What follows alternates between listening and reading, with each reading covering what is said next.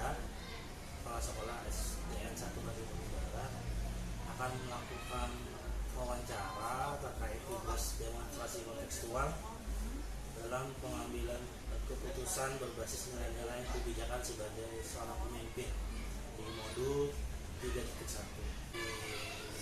Bagaimana kabarnya Bu? Alhamdulillah, kabar baik. Pak Habib, apa kabarnya? Alhamdulillah baik juga. Terima kasih hari ini Ibu meluangkan waktu untuk menyampaikan soal. Sama-sama, selamat sudah mencapai di modul 3 ya Pak Habib ya. Dalam yang sebagai kepala sekolah tentunya banyak peristiwa-peristiwa atau kejadian-kejadian yang menuntut untuk melakukan sebuah keputusan sebagai seorang pemimpin. Tentunya banyak kasus-kasus yang sudah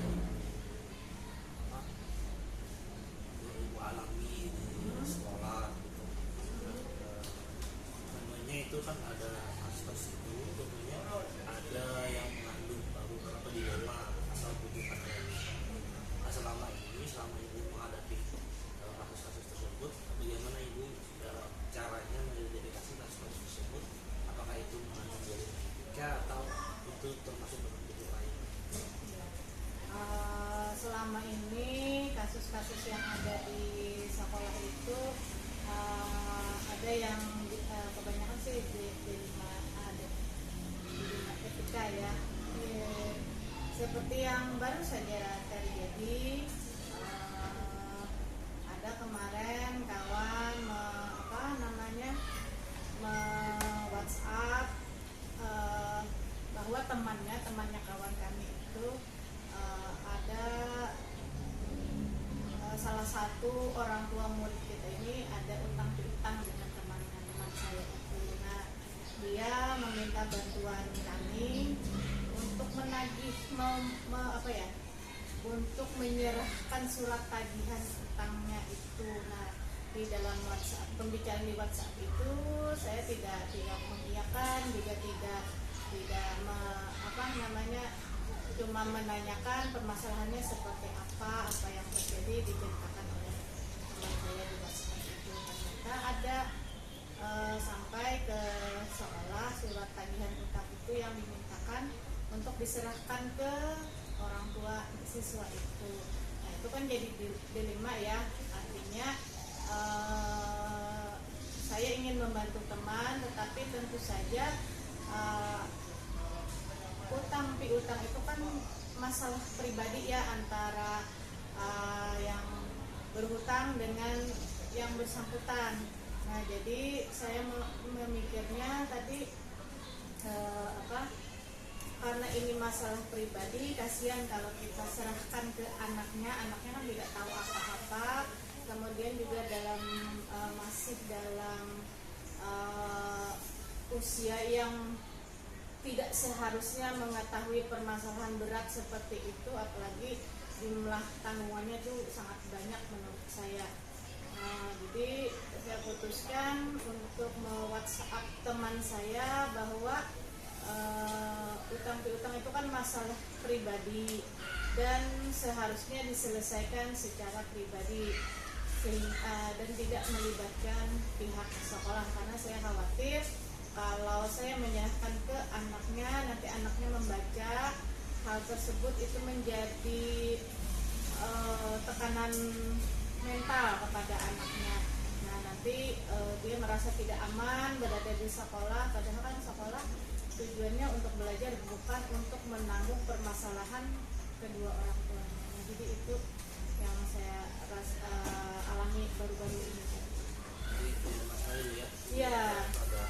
Ada teman yang mau minta tolong. Iya. Di sekolah kita ada murid yang harus kita jaga. Iya, dijaga keamanannya, kenyamanannya di dalam bersekolah. Ada dalam menjalankan keputusan tersebut atau menjalankan pengambilan keputusan tersebut selama ini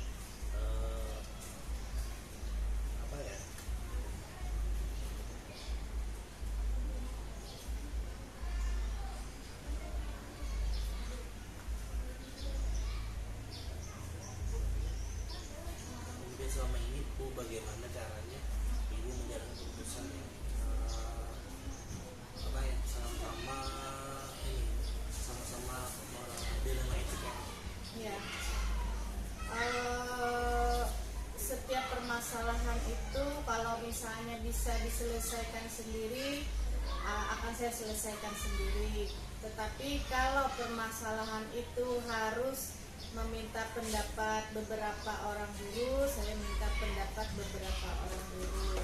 Tetapi kalau permasalahan itu harus meminta pendapat dari pengawas, saya akan laporkan ke pengawas, meminta pendapat dari pengawas. Jadi disesuaikan dengan kasus yang terjadi. Jadi tidak melulu harus ke pengawas, tidak melulu harus dengan guru, tidak melulu diri sendiri yang menyelesaikan, jadi disesuaikan. Itu tergantung kasus yang dihadapi. Iya, betul. Ini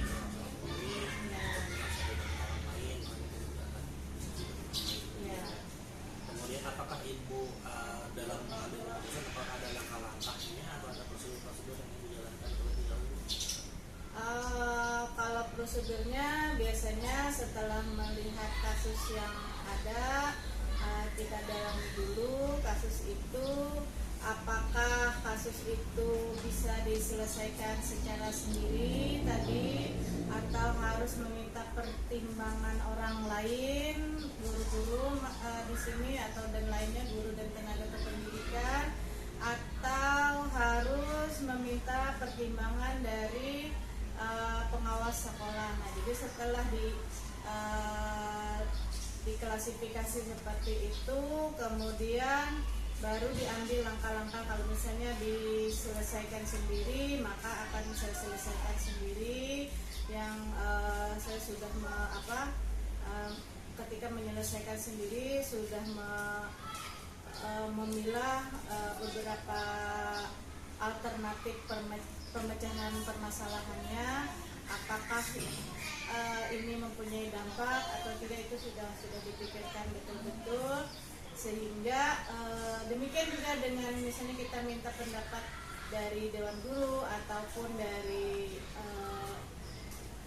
pengawas, itu juga harus kita sebagai pengambil keputusan itu harus tahu nih, ketika kita ambil keputusan ini dampak yang akan timbul apakah pasti ya, setiap keputusan ketika ada sebuah kasus pasti ada yang merasa tidak puas, itu pasti.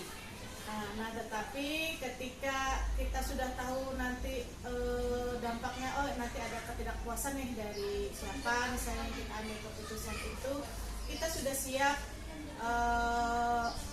memberikan penjelasan atas ketidakpuasan itu. Nah, kalau misalnya dia merasa belum puas juga, kita beri pemahaman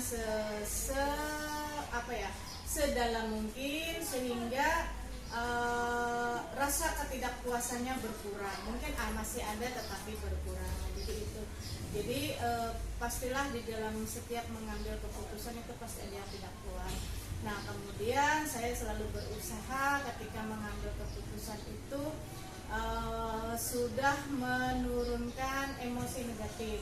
Nah, jadi itu penting ketika kita mengambil keputusan, emosi negatif kita harus jauh-jauh disingkirkan. Karena kalau kita mengambil keputusan dalam keadaan marah atau dalam keadaan kecewa, betapapun baiknya menurut kita keputusan itu pasti dampaknya tidak baik. Nah, itu yang selalu menjadi tertanam di dalam diri saya, bahwa ketika mengambil keputusan apapun itu, baik itu sendiri ataupun bersama-sama dengan dewan guru ataupun minta pertimbangan pengawas, ego dan emosi negatif itu harus sudah hilang. Jadi kalau misalnya masih belum hilang, diusahakan itu tidak mengambil keputusan. Jadi mungkin berjeda waktunya. Nah, jadi mungkin ada beberapa, kenapa ibu ini lambat banget mengambil keputusan. Nah, itu pasti ada di dalam diri saya, itu emosi negatif itu masih ada. Jadi saya tidak berani mengambil keputusan. Tidak ada prosedur Ya. Alhamdulillah aplikasi kemudian mempertimbangkan juga kasus-kasus. Iya. Nah, selama ibu mengambil keputusan ini, apakah ada hal-hal yang menurut ibu efektif dalam mengambil keputusan? Ya, yang efektif itu tadi ketika kita ketika mengambil keputusan itu kita sudah hilang rasa marah kita, rasa kecewa kita, rasa kesal kita hilang, itu insya Allah keputusan yang kita ambil itu dampaknya lebih banyak baiknya dibandingkan tidak baiknya. Ketidakpuasan yang menerima keputusan itu lebih sedikit dibandingkan ketika kita mengambil keputusan dalam keadaan emosi negatif muncul. Nah, jadi itu saya rasa itu sangat efektif ketika kita mengambil keputusan. Jadi semisal nih kita ada satu kasus yang menurut kita sampai ke kepala rasa tidak nyaman kita, itu sebaiknya kita tidak langsung berbicara, tidak langsung mengambil keputusan, tapi kita mengambil ruang untuk diri kita sendiri, mengambil ruang dan melihat kasus yang terjadi dari berbagai sisi. Nah, ini penting juga melihat kasus dari berbagai sisi. Jadi kita lihat latar belakangnya apa, kemudian efeknya apa. Nah, jadi itu bisa membuat emosi kita cepat menurun. Itu juga salah satunya, kita melihat kasus yang terjadi itu dengan berbagai sisi, tidak melihat dari satu sisi saja. Berarti tadi ini ya Bu ya, kalau kita mulai mengambil keputusan kita harus menenangkan diri terlebih dahulu, Iya, betul. emosi ya, sehingga pikiran kita tenang dan kita dapat mengambil keputusan yang terbaik. Iya. Nah, dalam ibu mengambil keputusan yang banyak terhadap kasus-kasus yang sudah pernah terjadi, itu apakah yang merupakan tantangan yang dalam mengambil keputusan dalam kasus medical tantangannya gitu? Kalau tantangan pasti ada, setiap kita mengambil keputusan itu pasti ada tantangan. Makanya ketika kita mengambil keputusan itu kita identifikasi dulu kasusnya seperti apa, kemudian bisa diselesaikan apakah sendiri, bersama guru atau bersama pengawas, kemudian dampaknya seperti apa, tantangannya seperti apa. Nanti kalau misalnya tantangannya ini, berarti apa sih solusi dari tantangan ini, harus bagaimana kita, kalau dampaknya seperti ini nanti kita harus siap apa untuk menjelaskan ke orang yang bersangkutan. Jadi pasti ada tantangan ya, setiap keputusan tidak mungkin tidak ada tantangannya. Nah, ketika kita sudah siap dengan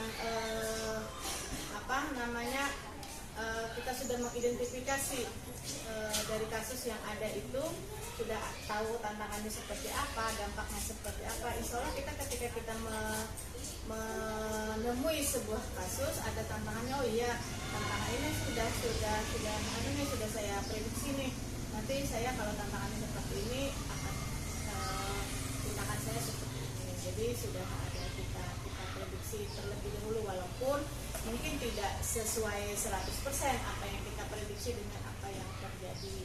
Nah, kalaupun tidak sesuai sama sekali, itu kembali lagi ke siklus awal kan, seperti siklus kalau ada tantangan yang tidak sesuai sama sekali dengan prediksi kita, maka kita kembali lagi, kita menenangkan diri lagi, kemudian kita identifikasi lagi, ini bisa sendiri nggak tantangannya, atau harus dengan orang lain, atau harus dengan pengawas, seperti itu, harus menerus seperti itu. Jadi tergantung kasus-kasus yang dihadapi ya. Iya. Iya, karena ada beberapa mungkin karena kan kasus ini tergantung situasi kita, kemudian bagaimana cara kita menyikapinya. Mungkin kalau misalnya menurut saya kasus ini berat, mungkin tidak menurut kepala sekolah lain, oh tidak berat, ini biasa aja mungkin. Nah, jadi tidak bisa disamaratakan setiap kasus yang terjadi dengan dengan orang lain. Nah, sama seperti kemarin ada beberapa anak yang ketahuan merokok kemarin kan. Nah, jadi ketika saya panggil anak-anaknya, ditanyakan apa sih latar belakang mereka melakukan itu, kemudian menanyakan lagi kepada mereka. Saya bertanya aja ke mereka, jadi mereka yang menciptakan, saya tidak serta-merta menyalahkan mereka, karena kan pertama mereka melihat orang tua mereka merokok, kemudian ada yang menyuruh juga pada saat itu. Ada dari, kalau tidak salah menurut cerita anak-anak itu, secara kompak mereka mengatakan bahwa ada anak-anak dari sekolah menengah pertama yang menyuruh itu pakai baju sekolah seragam biru putih itu. Nah, jadi saya tanyakan ke mereka siapa orangnya, mereka tidak tahu. Kemudian saya tanyakan apa sih kesenangan apa yang mereka dapat ketika mereka berhasil merokok, menghisap rokok itu. Mereka mengatakan tidak senang apa-apa. Nah, jadi ditanyakan lagi dampaknya. Jadi saya bertanya aja, bukan saya yang menceramahi mereka, saya menanyakan hal-hal yang menanyakan pertanyaan-pertanyaan pemantik aja bagi mereka. Nah, sampai pada akhirnya saya tanyakan, apakah yang kalian lakukan ini benar atau salah? Nah, jadi menurut mereka salah. Nah, kalau sudah salah, saya tanyakan lagi, menurut mereka ini pelanggaran sekolah ini apakah masuk kategori ringan, sedang, atau berat? Nah, mereka sendiri yang menyebutkan bahwa yang mereka lakukan ini termasuk pelanggaran kategori berat. Nah, jadi karena itu baru sekali mereka lakukan, jadi saya tidak perlu memanggil orang tuanya. Jadi kemarin saya tanyakan ke mereka, tentunya kalau ada pelanggaran ada konsekuensinya yang harus dilakukan ketika kita melakukan pelanggaran. Tidak mungkin ketika pelanggaran terjadi tidak ada konsekuensi yang dilakukan, itu salah kalau tidak ada konsekuensi. Jadi mereka yang menentukan sendiri apa konsekuensi yang harus mereka lakukan. Jadi itu menurut saya sudah bagus, anak-anak sudah seperti itu. Kecuali kalau mereka melanggar hal kedua kalinya, baru saya akan memanggil orang tuanya nanti. Jadi seperti itu. Oke, berarti dalam kasus yang tersebut tadi sudah melakukan kegiatan restitusi ya terhadap Ya, itu penting juga Pak, kegiatan restitusi baik terhadap anak maupun terhadap kawan-kawan kita di sekolah juga. nanti dalam setiap permasalahan ya. Iya. Tapi apakah untuk mengatasi permasalahan itu, apakah ibu ada tenggang waktu tertentu, atau misalnya dilaksanakan apakah tidak ada masalah langsung diselesaikan, atau punya jadwal tersendiri ya melakukan menyelesaikan permasalahan tersebut? Setiap permasalahan itu balik lagi kita ke kasus yang terjadi. Apakah memang perlu segera? Nah, ini balik ke kitanya terus terang kemarin ketika mendengar ada anak-anak yang merokok itu saya marah, dan saya sudah berkomitmen saya tidak akan memanggil mereka dalam keadaan marah, karena kalau saya memanggil mereka dalam keadaan marah tentunya hal yang pasti ada hal yang tidak baik yang terjadi dari diri saya. Nah, dan mereka pasti mungkin di depan saya menerima, tapi di belakang mereka akan mengulang lagi. Nah, jadi itu makanya saya endapkan dulu semalaman, saya mencoba karena mendengar dari beberapa guru kemarin bahwa ternyata mereka melakukan itu melihat orang tuanya, oh ternyata mereka tidak bisa disalahkan secara penuh kalau begitu. Nah, ada yang dilihatnya, tidak mungkin kita serta-merta melarang, tetapi di rumah ada yang dilihatnya, baik orang tuanya maupun kakaknya atau siapa, itu tidak serta-merta bisa disalahkan anaknya. Nah, jadi kita ketika sudah kita melihat mengendapkan itu dan kita sudah tenang, kita dalam posisi yang sudah tidak emosi lagi, baru besoknya saya panggil anak-anaknya. Nah, jadi pemecahannya tergantung kasusnya juga. Jadi kalau misalnya kasusnya itu perlu sekali, urgent sekali, yang harus segera saat itu, maka saat itu dilakukan, walaupun tidak serta-merta. Jadi biasanya saya harus harus berdiam diri dulu sebentar untuk menstabilkan emosi kita. Nah, jadi perlu itu kita berdiam diri sebentar, melihat berbagai sisi dari permasalahan yang ada gitu Pak. Jadi dalam menyelesaikan masalah tergantung kasusnya Ya. cepat, ada yang dia harus kita membutuhkan waktu. Ya, karena kan kita perlu konfirmasi, mungkin ada beberapa yang kita perlu harus konfirmasi dari berbagai pihak untuk penyelesaiannya. Dalam pengambilan keputusan itu biasanya apakah ada faktor-faktor yang selama ini mempermudah Ibu dalam mengambil keputusan yang Saya beruntungnya, saya kan sudah 2 sekolah nih, 3 Samno dan di sini. Saya beruntungnya di 2 sekolah itu mempunyai guru-guru yang care terhadap permasalahan-permasalahan yang terjadi, sehingga saya saya merasa tidak terlalu berat menghadapi permasalahan karena guru-gurunya juga kompak dalam penyelesaian masalah.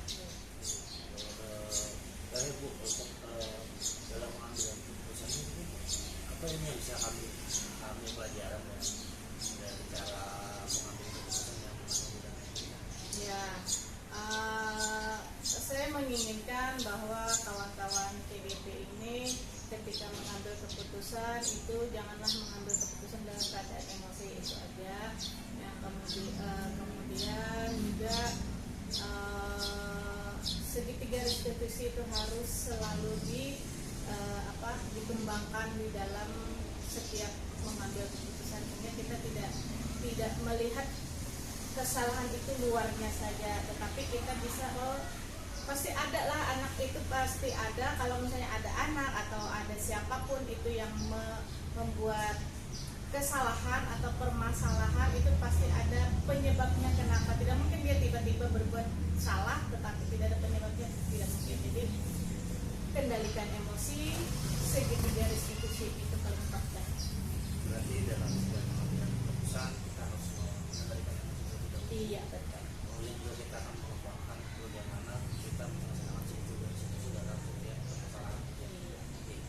Terima kasih Ibu hari ini sudah meluangkan waktu di wawancara hari ini. Semoga ilmu yang saya yang diberikan ini bermanfaat bagi kami semua. Amin ya rabbal alamin. Terima kasih juga Pak Hadi, selamat sudah menempuh di modul 3, sebentar lagi selesai berarti.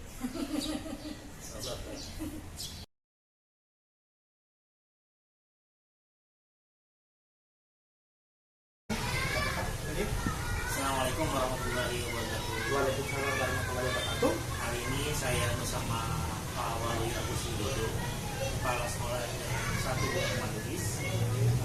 Saya akan melakukan wawancara terkait tentang mengambil modul 7.1 demonstrasi kontekstual, yaitu pengambilan keputusan yang berbasis nilai-nilai kebajikan sebagai pemimpin.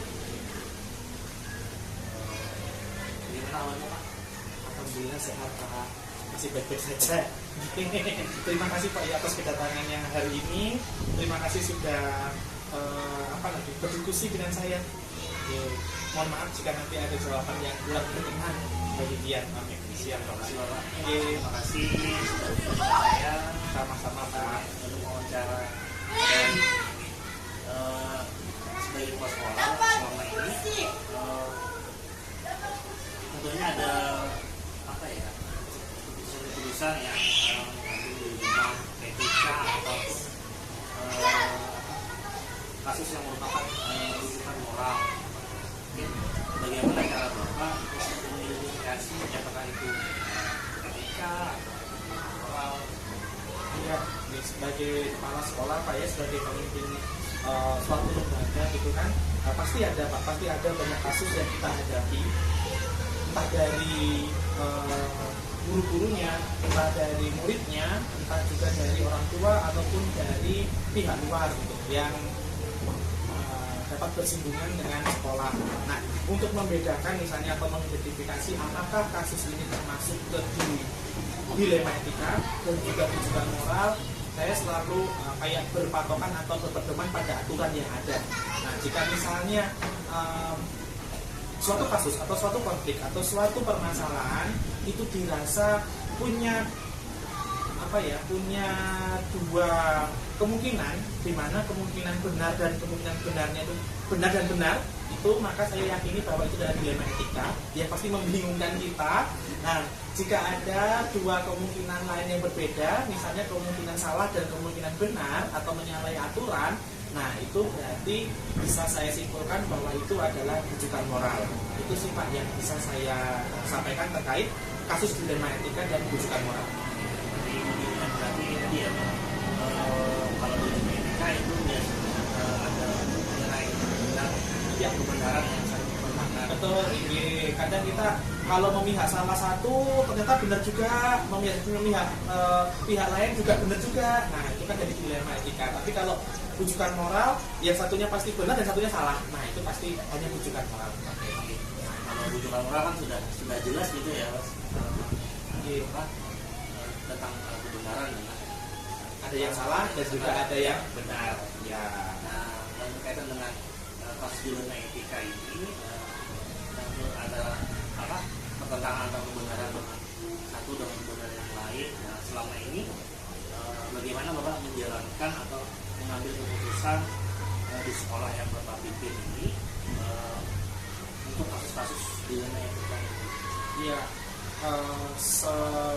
pengalaman saya selama saya menjabat di sini sebagai kepala sekolah, untuk kasus yang dilema etika itu kayaknya saya tidak bisa langsung menentukan Pak, tidak langsung mengambil keputusan, tidak langsung menentukan pilihan gitu. Jadi pasti banyak pertimbangan yang akan saya akan saya lakukan atau akan saya laksanakan gitu. Karena dalam menentukannya pasti ada salah satu yang mungkin akan dirugikan gitu, dan itu kalau saya berusaha untuk mencari kerugian yang sekecil mungkin dari dua belah pihak gitu. Juga kalau misalnya dapat keterangan dari pihak-pihak lain yang berkasus gitu, misalnya anggap aja sekarang contohnya adalah dua orang yang punya kasus Pak ya gitu kan. Nah jadi kayak gitu tuh saya akan mendengarkan dulu, terus kemudian mempertimbangkan dulu mana yang benar, mana yang salah gitu. Kalau misalnya semuanya benar-benar semuanya, nah itu perlu pertimbangan yang lebih. Dan walaupun saya sudah punya, misalnya saya punya suatu keputusan atau punya kesimpulan tentang kasus ini, saya pasti akan meminta pertimbangan dari orang yang lebih senior daripada saya. Saya di sini kan masih baru Pak, saya menyadari bahwa saya masih muda dan pastinya saya memerlukan orang-orang yang lebih berpengalaman daripada saya, yang sudah senior lah istilahnya gitu, yang membantu saya. Meskipun di situ saya sudah punya keputusan, tapi untuk memperkuat saja gitu. Jika misalnya saya tanyakan atau saya diskusikan dengan salah satu orang yang lebih senior, tapi kok merasa saya belum puas, saya akan tanya lagi ke orang atau tokoh lain yang menurut saya juga lebih senior juga gitu. Jadi menurut pandangan mereka seperti apa, jika keduanya sudah sama dan tidak berbeda, nah seperti bisa saya mengambil keputusan atau saya mengambil kesimpulan dari kasus tersebut gitu. Kalau saya mengambil keputusannya sendiri, mohon maaf agak belum percaya diri gitu Pak, karena pengalaman jadi kepala sekolah masih sangat baru, masih sangat perlu banyak pengalaman dari orang-orang yang lebih berpengalaman. Itu sih Pak. Kan tidak langsung ya. Iya betul Pak, nggak langsung tiba-tiba, pasti harus banyak-banyak dipertimbangkan gitu. Oke. Nanti efeknya atau dampaknya untuk salah satu pihak seperti apa, yang pihak lainnya seperti apa gitu. Jadi mencari yang dampaknya atau kerugiannya kecil gitu. Berusaha seperti itu. Tapi apakah dalam mengambil keputusan itu Bapak ada prosedur? Iya Pak, jadi sebelum memutuskan, kayak tadi yang saya sampaikan, sebelum memutuskan pasti kita akan mempelajari dulu kasusnya seperti apa, kasusnya ini penjelasannya seperti apa atau kayak apa gitu Pak ya. Jadi kita pertimbangkan dulu dari pihak A dan juga dari pihak B gitu misalnya ya. Jadi tidak langsung tiba-tiba langsung mencari keputusan bahwa misalnya oh ini salah, oh ini benar gitu. Walaupun mungkin ada aturannya, tapi tetap kita lihat alasannya mungkin seseorang melakukan suatu kesalahan atau seseorang terlibat dalam kasus itu gitu. Nah, dipertimbangkan dulu, mendengar alasan dari orang yang terlibat kasusnya, kemudian mempertimbangkan, dan berikutnya kalau sudah yakin dan merasa bahwa keputusannya atau misalnya kasusnya tidak terlalu berat, saya bisa langsung memberikan keputusan atau menyimpulkan gitu. Itu kalau yang nggak terlalu berat, walaupun sama-sama dilema etika. Tapi kalau masih saya kurang percaya diri, masih perlu pertimbangan lain, nah itu pasti saya akan mencari tokoh lain, tokoh yang lebih senior dan lebih berpengalaman dari saya untuk itu tadi pertimbangannya atau pendapatnya terhadap suatu kasus tersebut gitu. Baru setelah itu bisa memutuskan. Jadi langkah-langkahnya dulu terlebih dahulu melakukan identifikasi dulu. Iya, betul Pak. Iya. Permasalahan yang terjadi gitu. Iya Pak. Sebelum mengambil keputusan, pikirkan dulu ya matang-matang rasanya. Setelah tadi mengambil keputusan, mungkin kira-kira dalam mengambil keputusan adakah hal-hal yang selama ini Bapak anggap efektif dalam mengambil keputusan yang Anda buat gitu? Ya, kalau efektif mungkin agak relatif Pak ya gitu. Maksudnya yang pertama tetap saya berpatokan pada aturannya dulu. Kalau masalah kedinasan kita pasti punya aturan yang kita sepakati sama-sama gitu. Itu pasti nomor satu dulu, itu dulu gitu. Nah, tapi juga saya tidak terlalu kaku, saya tidak terlalu keras juga gitu. Nah, pasti ada kurang lebihnya juga, dan ada pertimbangan tadi Pak. Kita pertimbangkan dulu gitu. Misalnya nih kalau ada kasus ada guru yang misalnya terlambat gitu kan. Nah, kan memang dia menyalahi aturan nih.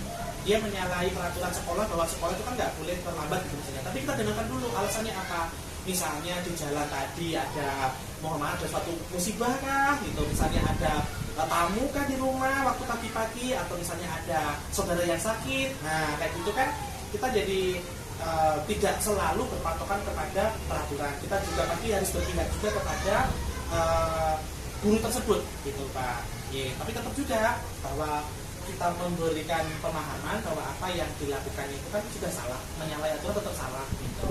Tapi dalam pengambilan keputusannya kita diskusikan dulu dengan guru yang berkasus tadi, dan juga mungkin kalau masih belum nemu keputusan tetap mempertimbangkan dari sudut pandangnya orang lain, orang yang berpengalaman.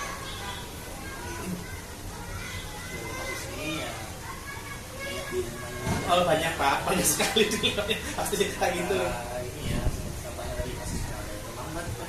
Iya betul. Ya kan, iya itu. Iya gitu, tapi tetap ya walaupun kalau nggak langsung diputuskan bahwa oh guru ini terlambat misalnya, tadi misalnya kasusnya adalah keterlambatan ya Pak ya gitu. Oh guru ini terlambat pasti mungkin dia nggak disiplin atau apa, tapi nggak tahu di jalan mungkin banyak kempes kah atau seperti apa. Nah mungkin mau menghubungi sekolah terus HP-nya mati lah atau HP-nya ketinggalan. Nah kan kita mendengarkan dulu dari alasannya atau mengapa sih sebabnya gitu sebelum kita mengambil keputusan. Ada saya kan banyak juga kasus yang sudah sampai kamari baik itu dalam etika maupun dalam hal dengan etika ini, apakah ada tantangan tersendiri dalam mengambil keputusan yang pasti apakah ada tantangannya atau bagaimana? Kalau tantangan pasti ada Pak. Yang pertama itu tadi karena mohon maaf saya masih minim pengalaman ya, itu jadi memimpin memimpin sekolah ini atau jadi kepala sekolah masih sangat-sangat baru.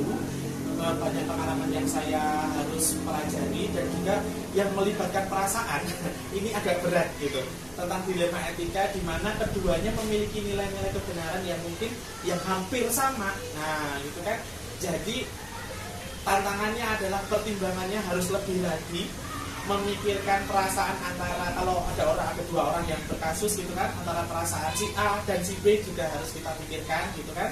Jadi nggak sembarangan dalam membuat keputusan. Rasanya pengalaman-pengalaman seperti itu nanti akan terbiasa kalau kita juga akan mendapatkan banyak kasus.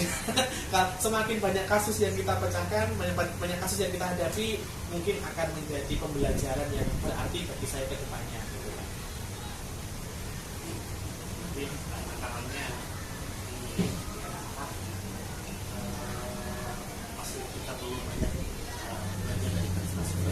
mungkin lebih ke dalam diri saya sendiri Pak ya gitu. Karena kan saya masih baru, masih apa namanya, masih perlu banyak belajar lagi. Dan juga kalau melibatkan perasaan kan pasti dalam hati kita juga yang berperan gitu Pak. Nah, dalam penyelesaian kasus tentang dilema etika ini, apakah ada tata kelola yang Bapak lakukan, atau misalnya ada waktunya, ada waktu sendiri, atau langsung sampai yang langsung putuskan atau selesaikan gitu? Ya, tergantung lagi sama besar kecilnya suatu kasus Pak ya gitu. Kalau misalnya kasus itu sudah saya yakin bahwa kasus itu bisa diselesaikan, maka saya akan langsung selesaikan. Tapi jika belum bisa atau kasusnya terlalu berat gitu bagi saya, maka saya akan mencari waktu dulu untuk memikirkannya lagi dan juga untuk mempertimbangkan kasus tersebut gitu Pak. Karena saya juga nggak mau kalau tiba-tiba saya putuskan ternyata keputusan saya kurang tepat atau merugikan salah satu pihak gitu. Jadi kalau memang kasus itu bisa langsung saya putuskan dengan pertimbangan saya, oke, langsung bisa saya putuskan. Tapi kalau misalnya belum atau saya rasa masih terlalu berat, saya akan menundanya gitu. Dan mungkin selang 1 atau 2 hari baru kemudian kita bahas lagi, kita diskusikan lagi dengan orang-orang yang terlibat kasus dari hasil pemikiran atau pertimbangan sebelumnya. Tapi dalam sebuah pengambilan keputusan itu tergantung kasus yang dihadapi. Iya, kalau menurut saya seperti itu Pak. Jadi kalau kasusnya itu ringan bisa diselesaikan secara langsung, kalau berat ini perlu beberapa waktu atau iya Pak, seperti itu. Dalam setiap pengambilan keputusan ini, apakah ada faktor-faktor yang bisa mempermudah Bapak dalam mengambil sebuah keputusan tersebut? Ya, yang mempermudah ya Pak ya, yang pertama pasti berpedoman pada aturan tadi, aturan atau kesepakatan kita yang sudah ada. Itu pokoknya acuannya ke situ dulu. Karena kan ini sudah disepakati sama-sama nih gitu. Nah, dan yang kedua, faktor yang lain adalah yang dari luar. Berikutnya adalah dari pertimbangan orang tadi yang lebih berkompeten atau lebih berpengalaman daripada saya. Itu pertimbangannya bisa saya gunakan untuk menyelesaikan satu kasus. Kalau dalam diri saya, kayaknya saya harus lebih banyak lagi Pak belajar, lebih banyak lagi menghadapi kasus-kasus yang dilema etika. Jadi kalau sudah terbiasa, saya rasa nanti akan lebih mudah bagi saya untuk mengambil keputusan. Ini dalam setiap kasus yang Bapak sampaikan tadi, kira-kira apa sih yang bisa kami petik dari pelajaran yang bisa diambil dari penyelesaian kasus pengambilan etika? Kalau menurut saya tentang nilai-nilai atau pelajaran yang bisa kita dapatkan itu kan dari penyelesaian kasus ini, mungkin yang pertama, semakin banyak kasus yang kita hadapi itu merupakan suatu pembelajaran bagi kita. Terus kemudian kita perlu kita perlu pertimbangan atau kita perlu sudut pandang lain dalam melihat kasus ini. Biasanya kan orang-orang tuh bilang yang masih muda tuh masih semangatnya, tapi belum memikirkan dampak kedepannya yang lebih jauh gitu. Dan juga kalau saya rasa yang ketiga ini adalah mempertimbangkan kepentingan kedua belah pihak itu. Jangan sampai, kalau saya ya Pak ya berpedoman, jangan sampai terlalu merugikan salah satu pihaknya atau kayak berat sebelah atau pilih kasih lah gitu. Jangan sampai seperti itu. Jadi berusaha untuk didiskusikan baik-baik, dimana bisa diselesaikan sama-sama dan kerugiannya bisa diminimalisir. Itu kalau saya. Jadi pelajaran yang bisa kita ambil adalah kalau kita melakukan kesalahan benar atau benar itu, setidaknya kita tidak mengalahkan yang satunya. Iya, karena kan kalau dalam dilema etika, kalau ada dua orang yang berkonflik atau berkasus, dua-duanya merasa benar nih gitu, dan mereka sadar gitu bahwa memang apa yang dilakukan itu tidak sepenuhnya salah dan tapi juga tidak sepenuhnya benar juga gitu. Jadi paling nggak harus ada pemahaman lah di antara mereka gitu, harus ada yang sadar bahwa yang benar itu seperti ini, yang salah seperti ini. Terima kasih sudah melakukan proses wawancara pada hari ini. Semoga apa yang disampaikan bisa sama-sama belajar kita ya.